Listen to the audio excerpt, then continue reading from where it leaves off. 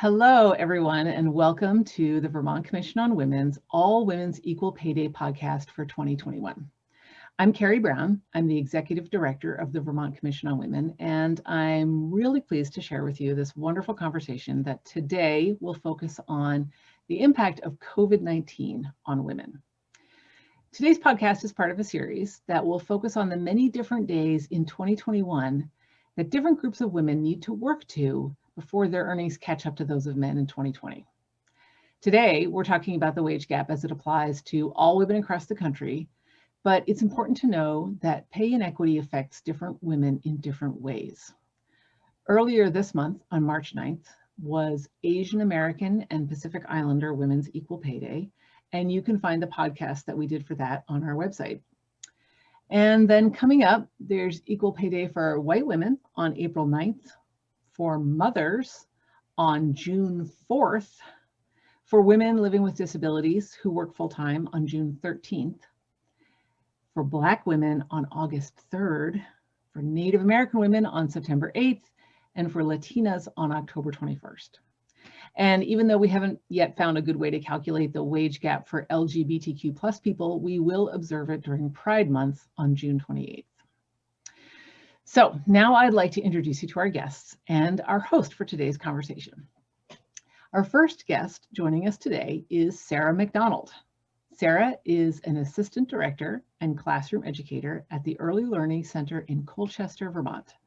Sarah graduated from the University of Vermont in 2016 with a bachelor's in early childhood education. She will complete her master's in early childhood special education this spring. And our second guest is Lara Scott. Lara is the director of Mobilization of Volunteer Efforts at St. Michael's College, where her focus is on leadership development, social justice education, spiritual formation, and community engaged learning. She's an experienced educator of 18 years who's worked with students at a variety of age groups and in multiple learning environments. Lara deeply values student-centered education and whole person learning. Prior to St. Michael's College, she spent time educating at CCV, Champlain College, and UVM, as well as at various nonprofits and K-12 schools. And equally as important to Lara's traditional professional experiences is her role as mother to Lila Rose, who is 5, and Taryn, who is 1. She's committed to raising strong, confident, compassionate children who know their value, lift up those around them, and contribute positively to their communities. And our host today is VCW Commissioner Kellie Campbell.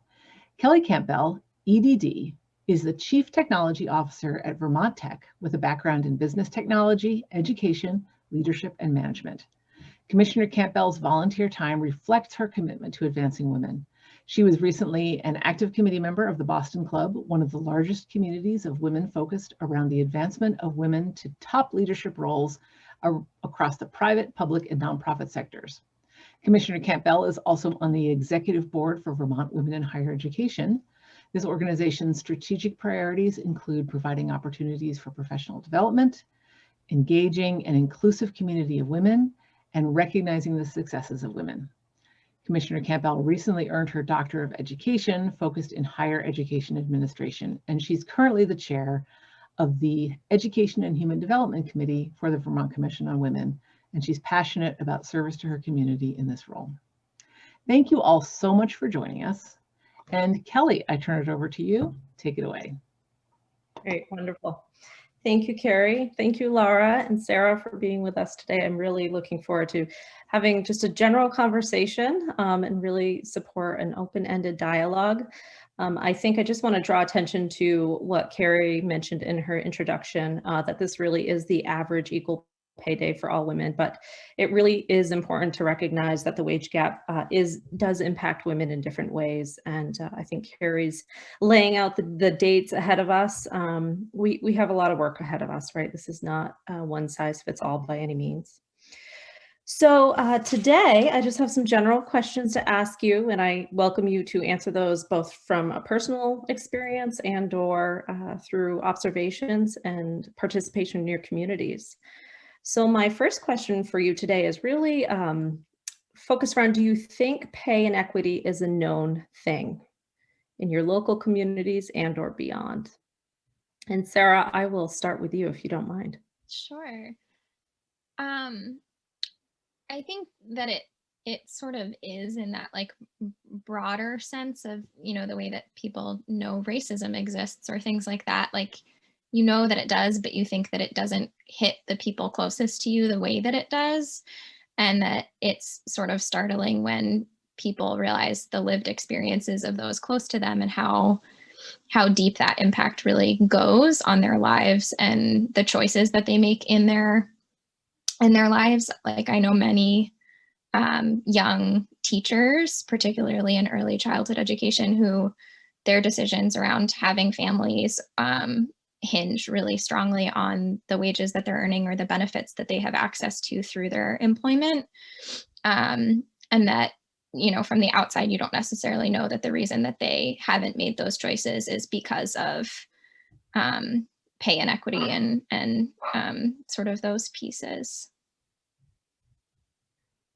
Thank you, Sarah. Lara? Yeah.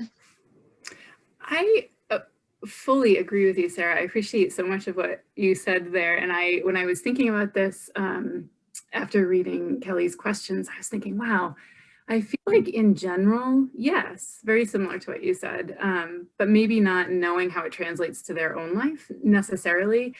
And then I was really thinking about sort of three broad, very broad ways of knowing or experiencing pay inequity. And I was thinking that some might know because of this particular term, like intimately know this term, yes, pay inequity, I'm doing work against it, I'm looking to make changes, etc. Some might have a lived felt experience, but not have terminology that parallels.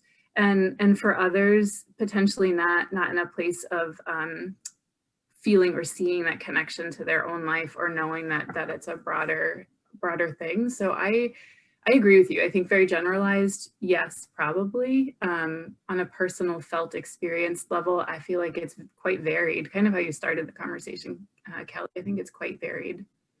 Yeah. Great, thank you. So as we think about pay inequity, and I think I have a question in a few minutes that will speak more specifically under COVID, but kind of broadly, can you speak a little bit about how pay inequity has impacted you and or communities? And Sarah, you spoke briefly to this here, so I expect you'll have the opportunity to expand, but if you had thoughts on that, we will start with you again. Sure. Yeah, there's really high rates of turnover in early childhood education, and a lot of that stems from the fact that it's not a very sustainable occupation long term if you do want things like a family and house and, you know, all of those personal experiences. It's really, really hard to afford that on a wage that's really low and has very little opportunity for growth. I work at a child care center as an assistant director, but that's pretty much there's only one more step up, which doesn't come with an incredibly high pay raise.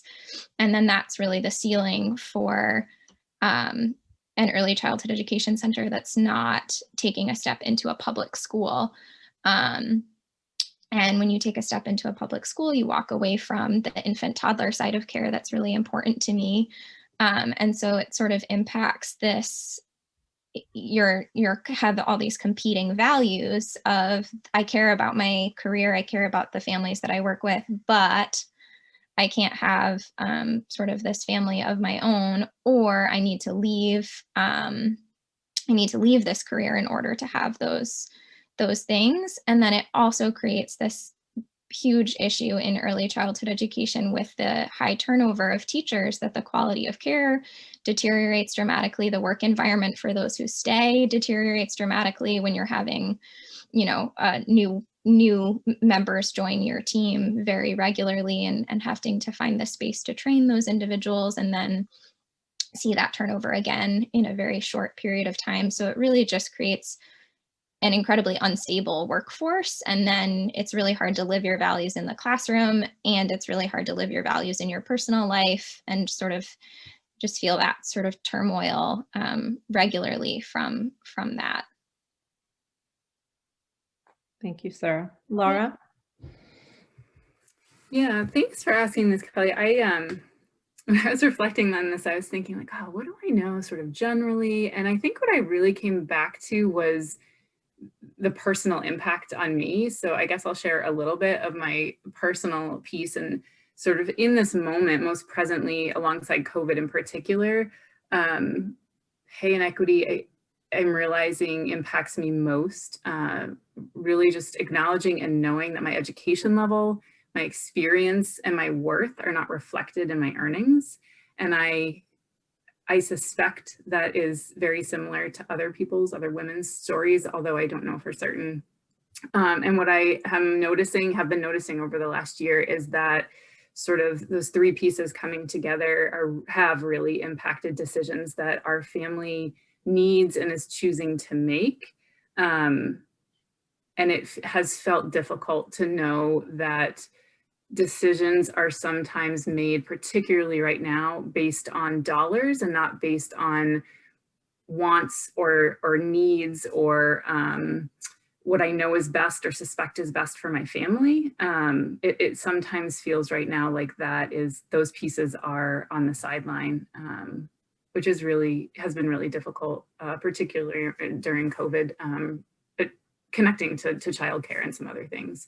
But I just want to share that as I was reflecting on this, I realized it became really personal to me. Pay inequity became really personal to me when I started to realize that starting salaries of men in my life, close men in my life, were pretty different from starting salaries in my world at different points in my career, inclusive of my level of education, which for a couple of people I can think of is much higher than theirs. And so when I started to sort of watch that, I can remember times thinking like, it's kind of like explain-aways. Oh, it must just be they live in a different part of the country. Oh, it must just be that we work in different fields. Oh, it must just be, and sort of not, I guess I'll say acknowledging, but not really sitting with this other piece of gender that is a reality. And I think that's because it wasn't a conversation in my family systems. Learning about pay inequity existed for me when my post-secondary education was an option for me. And so I don't know what could have been different for me, except in awareness. Maybe some choices, I don't know what else could have been different, but this was a really fascinating question for me because I hadn't really pinpointed certain things until I started to think about this in my own story. So thanks. Thanks, Lara. I really appreciate you sharing that through the lens of your lived reality. And I will just share, I think as somebody who kind of is very active in this, you spoke previously kind of to the three different ways this impacts. And most recently in my professional career and just involvement with the commission have been much more aware of pay inequity and looked at that as a generalized bucket for a long time. And then I think through the data and the work we've been doing, just how important it is to identify how that impacts people differently. Based off of race and geographic location. I mean, there's so many intersectional pieces there.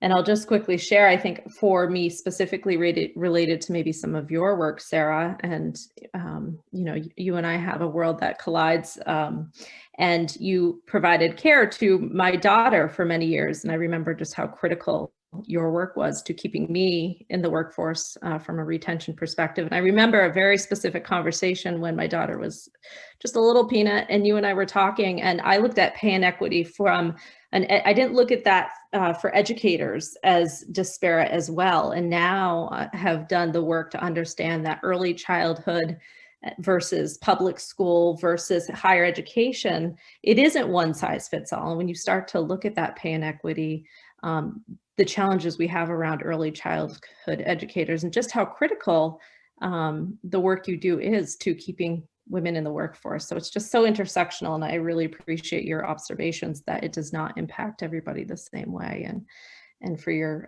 stories. I want to shift us to talking a little bit about occupational segregation, because I think when people think about the wage gap, you know, there's different reasons for it, right? There's occupational segregation, there's women's time out of the workforce, which can really, you know, change as we live our lives, and then just bias, discrimination, and gender norms, right? So a big bucket of topics that really kind of impact the wage gap. And so occupational segregation, I think, has really been top of mind for me, especially through COVID, right? As we've learned who keeps our communities afloat, who saves lives. And so that this is a big piece for me. And we know about 7 out of the 10 lowest paying jobs in the country are majority female, and the top 10 highest paying jobs are majority male, right? And I'm wondering if you have thoughts on this topic through the lens of occupational segregation and how that plays a role in the wage gap. So I'm going to switch it up for a minute, and maybe Lara, if you don't mind, I will start with you for this question.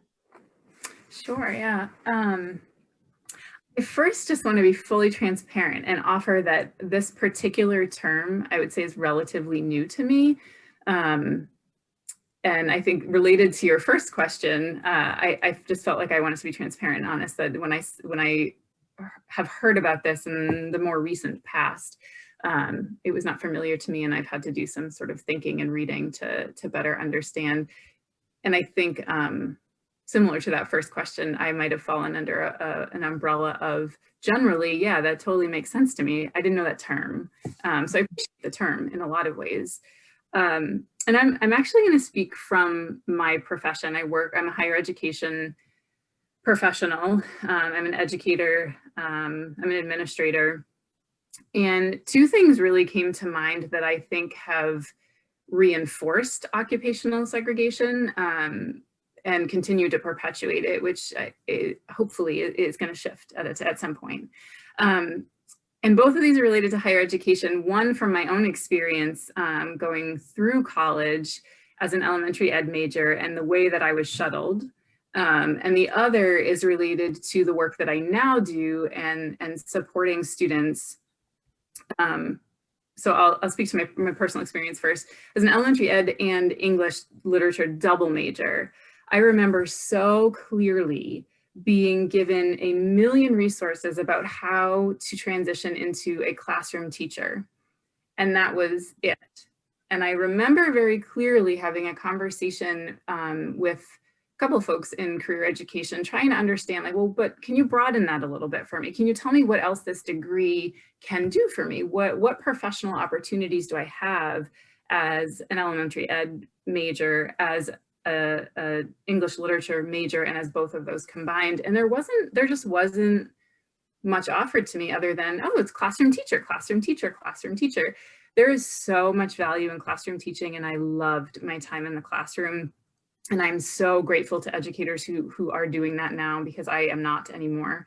And I believe that if we as higher educational professionals are, or even in the younger ages, are encouraging young women to look at all of the opportunities for whatever it is their interest is, and expanding that a little bit, I feel like opportunity grows. Number one, I suspect occupational segregation will close a little bit.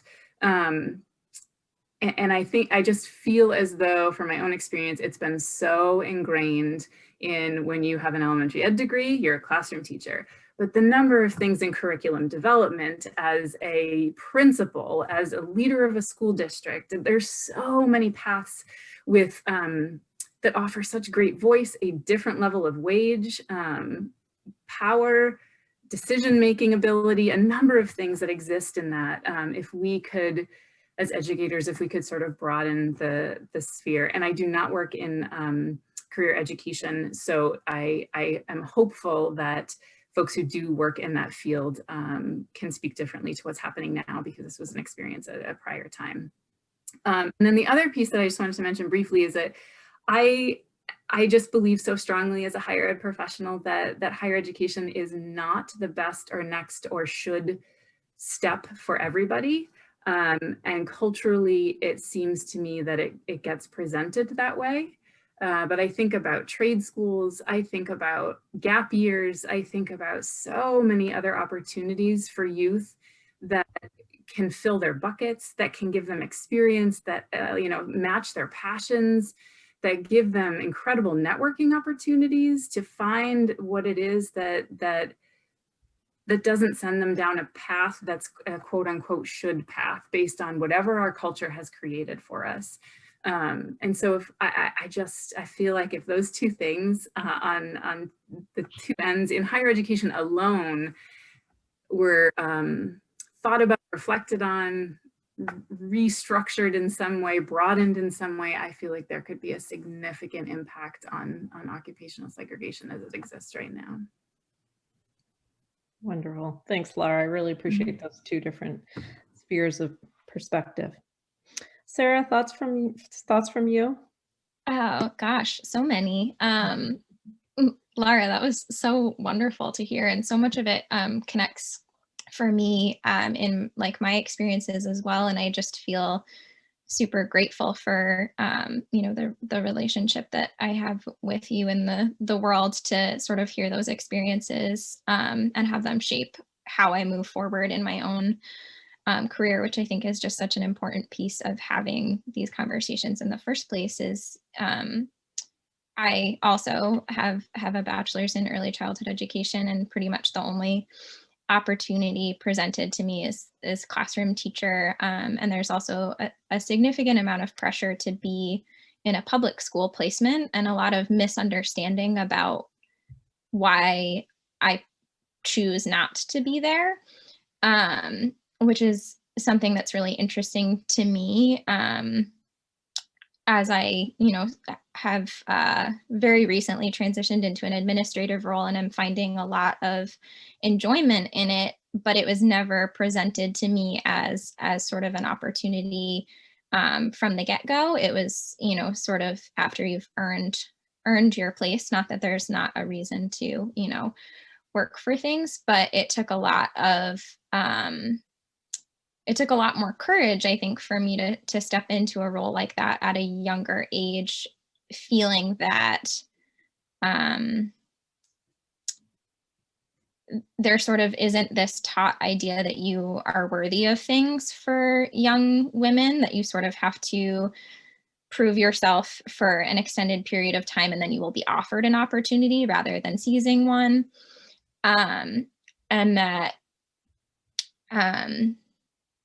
and I've heard this sort of feedback from relatives, from other people in education many times, of sort of like when I graduate to a public school teaching position, and sort of that there's this segregation between early childhood education, which is very much female dominated, and then public schools have a little bit more diversity, and then higher ed has a little bit more diversity, having men and women and in different roles, but still seeing very regularly men in administrative roles in each of those sort of areas, despite there being so many women employed in these schools. And I have really enjoyed my role in an early childhood setting, because I care about those youngest children, and I care about bringing that group up to where they're seen as important. They're not doing, it almost feels like early childhood education gets sort of belittled as very like classically women's work, and therefore not worthy of higher pay. Caring for children is not something that's looked at as important in the world, in a way that makes absolutely no sense to me. But that's how it sort of gets put in this box where it's really underpaid, is that it's women's work, and why would you value it at a higher rate, so that's something that feels very close to home in our field, and we have a lot of conversations about that experience in our center. Thanks. You both bring kind of two quick thoughts to mind for me. I mean, Lara, you talked a little bit about this in terms of maybe the access lens and exposure. And I think as a woman in technology, who, by the way, has almost taken that off ramp so many points in my career, right?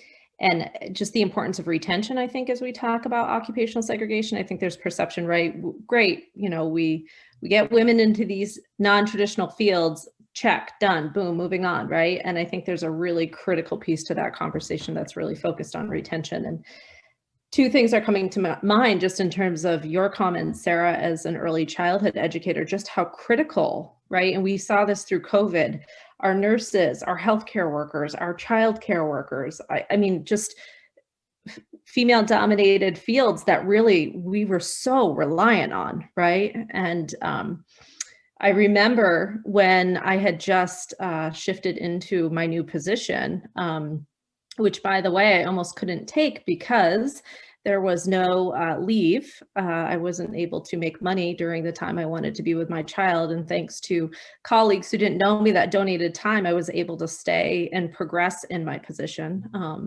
So there's an interesting thought there. But I remember during COVID of just my worst day at home with my two beautiful children, who I love more than anything. But my little son, I was on a call with a group of mostly men. I work with mostly men, wonderful, but none that had kids at home and was in a similar position, right? And my son had opened up, got into the cat food, and there was cat food that went all over my floor.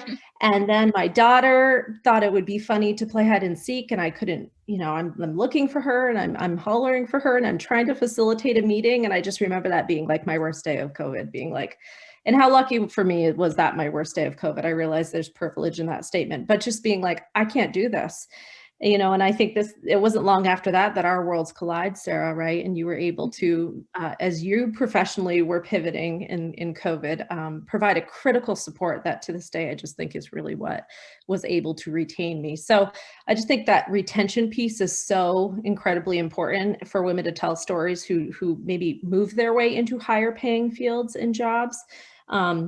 Because I think there's this perception, right? Like once you've gotten there, you're good. And everybody faces their world in different ways and their careers in different ways. It's just, once again, not one size fits all. So as I was listening to you talk, those two specifics came up. So, and, you know, COVID, I think we have understood, right, tremendously the impact COVID has had on our communities and those that we rely on. I'm wondering if you have specifically looking through the lens of COVID and how much that has accelerated those already disproportionately impacted.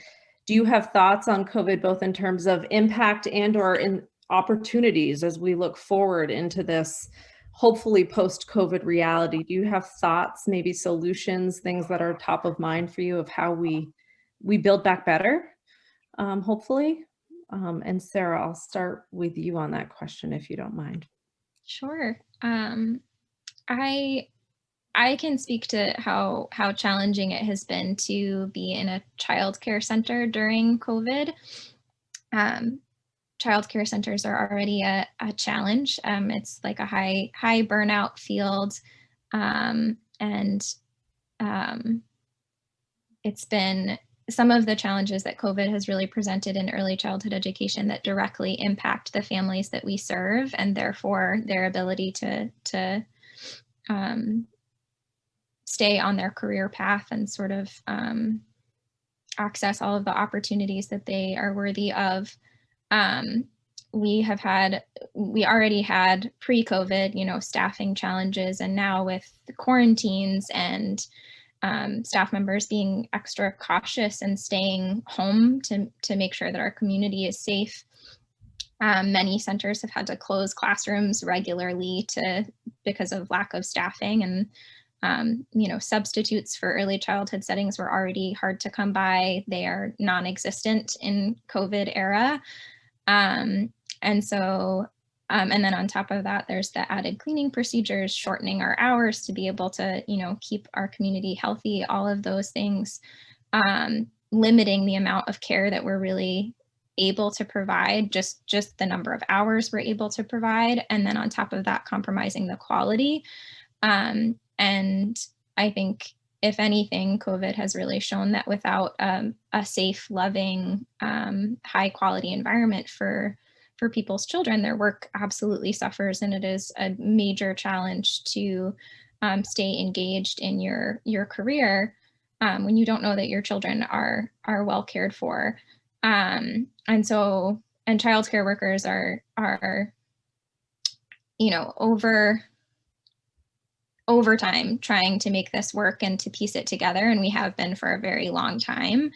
And what I would really hope to see come out of COVID is a lot of investment in early childhood education, so that families have the support that they need without it being quite so expensive and inaccessible for so many families. That it's so expensive that it's not accessible for everybody, and then it's not really sustainable for the people who are providing the care. And both of those things really need to change moving forward. Thanks, Sarah. Lara? Agreed, Sarah. Thanks for all of that. I appreciate the transparency, and I've really appreciated through COVID as a parent, having the opportunity to participate with some work Let's Grow Kids is doing to support everything that you just talked about. And I mean, there are a lot of different pieces why I sort of ended there. I am in a privileged position to have to continue to have a job that also has asked me to work from home, so I'm able to do that. Our family questioned or spent a lot of time really thinking about whether I needed to leave the workforce or not to support our children.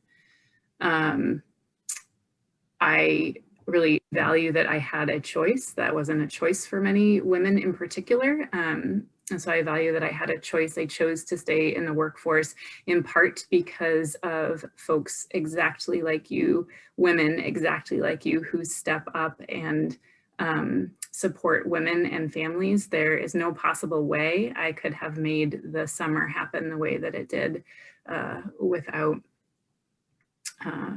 you, Sarah, family also, but also as we transitioned to new childcare, being able to focus myself. Kellie, your story made me chuckle a little bit because I connect so deeply. It was not cat food everywhere, but so many of the same things. And so when we were able to transition to consistent childcare into the fall and spring, it was like a weight was lifted and I could do my work again. And know that that everything would be okay.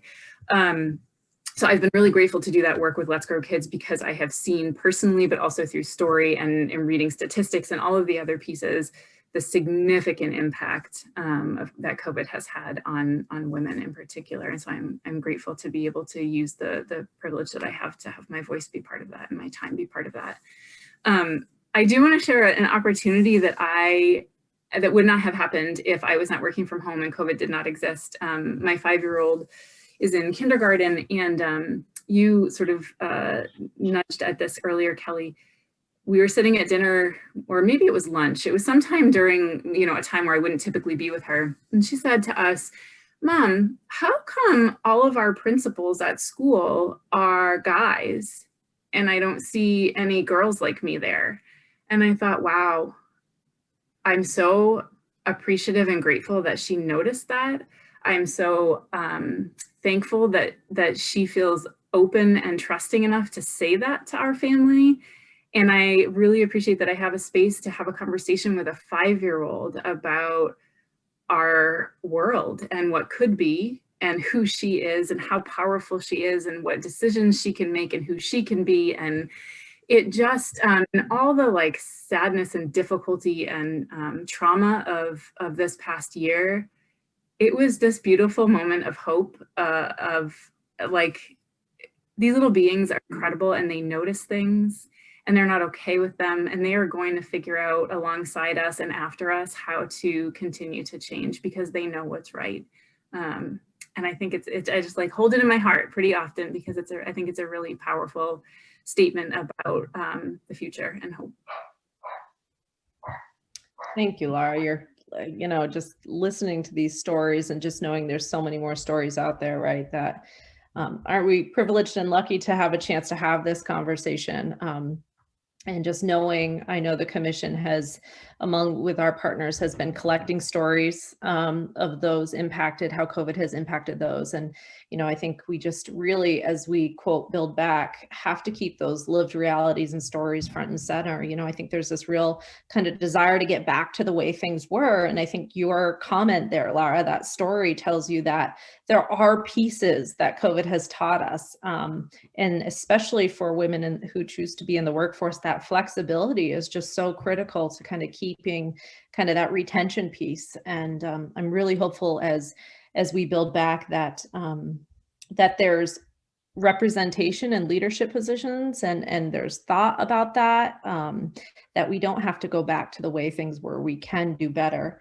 And I know the commission, we have a program called Equal Pay Compact that works with organizations and businesses around the state. And I would encourage folks to check out the website. There's some really great resources there that I know we're also starting to think ahead of, like, how do we adopt this and support conversations as we look forward in this kind of, like I keep saying, hopefully post-COVID world of how we can do better for our communities. So we're just about at time, but I'm going to ask one more question because I do think this is really important. And once again, understanding the wage gap does not impact all women the same.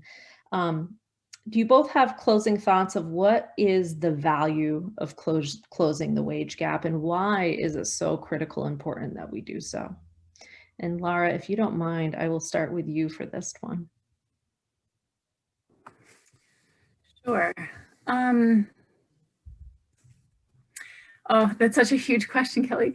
It's so critical in so many ways, and it's interesting to try to find the words to express how you feel like it's just right to do. And yet the words that come to mind for me are equity, for sure. Lifting up. I feel like closing that wage gap is so critical because I do believe that when one is lifted, we're all lifted, and I can sort of look at that across multiple justice and equity spaces that I'm part of, and so I definitely think this idea of lifting up. I think closing that gap is critical because I believe that it indicates to women a worthiness and an acknowledgement of worth and contribution. I also think that it works to deconstruct systems that currently exist, and it's beautiful and important to notice and name the systems. Then the next piece that's critical is to deconstruct it because it will just continue to be perpetuated otherwise. So I think that closing that wage gap does a big piece of that deconstruction. And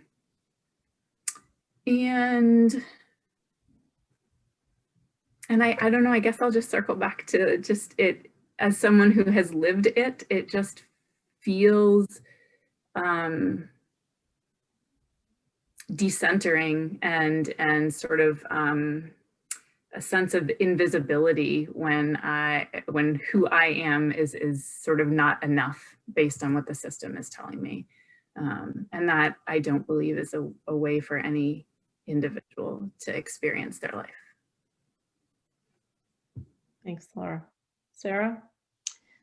I agree with so much of what you had to say, Lara. It is like a hard thing to quantify when it's just like the right thing to do, sort of.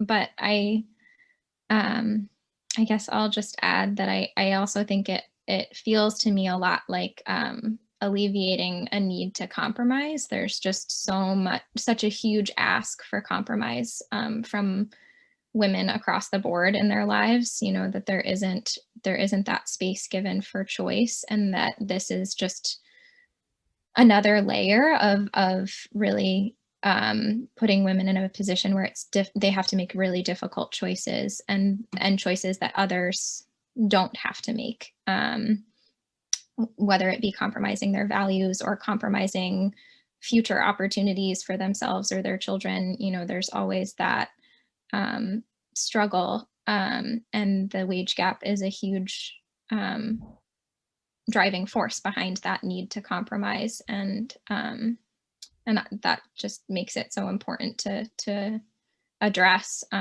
so that, you know, generations of women can make choices that are actually their own rather than a product of the circumstances that they're under. Yeah, I'll wrap it up by saying I think we say a lot on the commission, these are not women's issues, these are our issues.